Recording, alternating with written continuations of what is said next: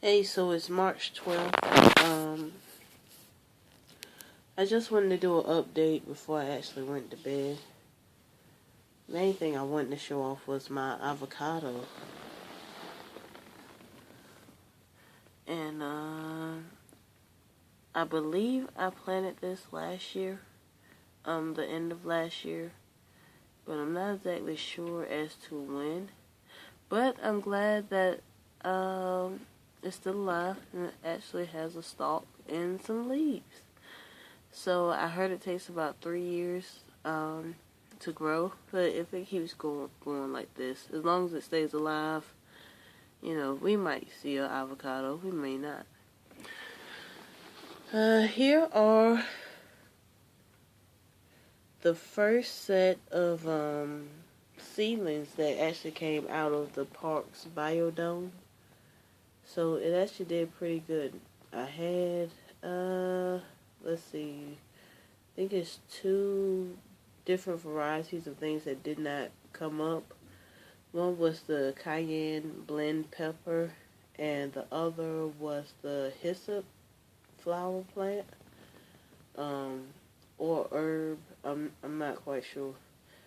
But anyway, they didn't come up, so I replanted the cayenne blend, and where the hyssop was in the sponges, I did a tomato seed. So I transplanted pretty much everything, except for the spearmint and the lavender. Yeah, I think, and maybe in the purple beauty pepper.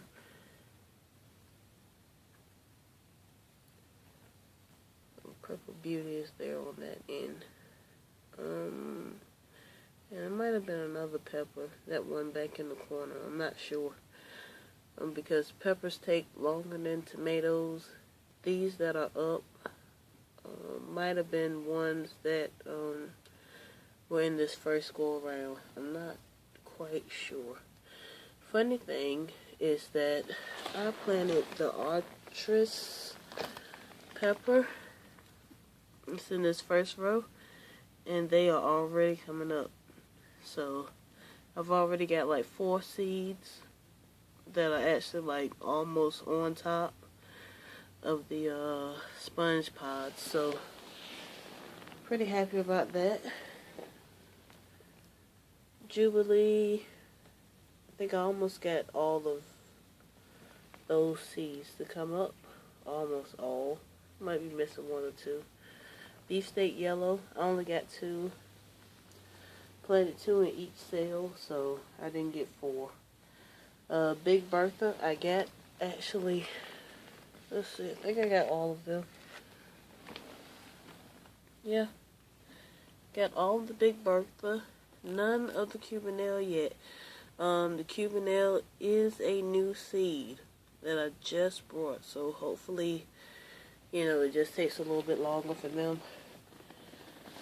Although peppers already take longer than tomatoes, there are some pepper varieties that really take a long time to actually sprout. So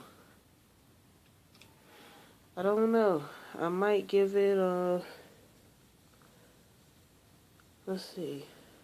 Might give it to next week. Yeah, next week. Then if I don't get anything, I'll replant some, and hopefully I will get them. Maybe I planted them too far down. Maybe top of the soil is hard, and so the peppers can't, come through. So I'll check them to see if they need any water, and if so, I'll water them on the top, and then, we'll go from there. But I'm glad that I did get something, since I'm actually doing those without the lid. So, and as you can see, I actually have them raised up close to the light. So I turned one of the just one of the 4-pack seed cell trays upside down, well, 2 of them. And so I've got, you know, that like that so that they'll be closer to the light, which I was hoping would speed up germination, and it has. It really has.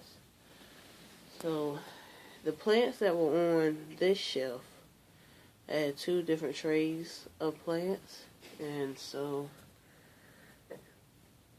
here they are up here.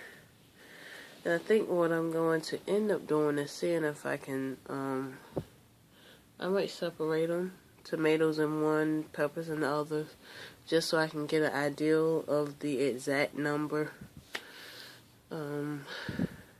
But they're doing pretty good to just be really getting natural sunlight. I just put this light down here a couple of hours ago, simply because I've got some better bush tomatoes that are of course short, because they're going to be like bush tomatoes, so they're, you know, they're not gonna be vining, but they're short. But I wanted them to get enough light, you know, because they're having to fight off these tall ones here. So I try to put the tall ones in the back, and they'll get more natural light, and the short, everything that's short in the front, so that they can get more of this light, because we actually don't get our natural sunlight until about the afternoon time, because the sun comes from around the back of the building. So we're at a disadvantage as far as sunlight, but when we do get the sunlight, it's pretty bright. So yeah, but I'm really happy about the avocado. Let's see what else. And the artichoke, guys, I put outside. And if you watched my last video, I don't know if it was the last one or not, I think it was, about the deer and the rabbit. Yeah. Something tasted my artichoke plant, so I had one leaf that was completely bitten off and just like tossed to the side. It was like a clean cut, you know. And then I've got another one that's kind of hanging, so I'm like, really? You know, you tried it one time and decided you didn't like it, but you said, hey, maybe it was just this leaf. I'll just, you know, try this other leaf. The plant only had 3-4 leaves on it, you know. Now it's down to like 1 1/4 of a leaf.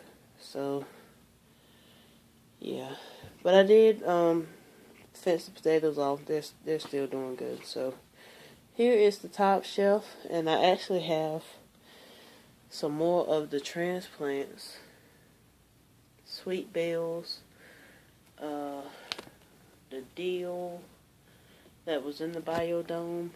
I've never grown dill, but I know that it's supposed to be good for the butterflies. I'm trying to grow more flowers this year so that we can have all the beneficial insects, so that when we get those harmful ones, they'll kind of, you know, hopefully cancel each other out. That's what I hope.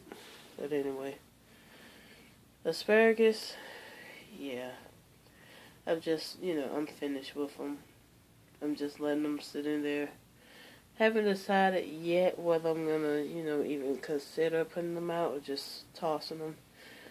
When I actually pull on them, as you can see, they're still standing like strong. I actually pull on them, and they're still tough in there. So might just be root bound. I haven't actually tried to turn them over, and I guess that's what I'll do. Try and turn them over and see whether or not the problem is that they are root bound. But that's how the plants are looking. And I have got a gnat in here that I have been trying to kill since I've gotten home. So thanks for watching. I gotta try and get him, because I think he's a fungus gnat, and he'll be all in my dirt laying eggs, and then I have another infestation. Alright, thanks. Bye.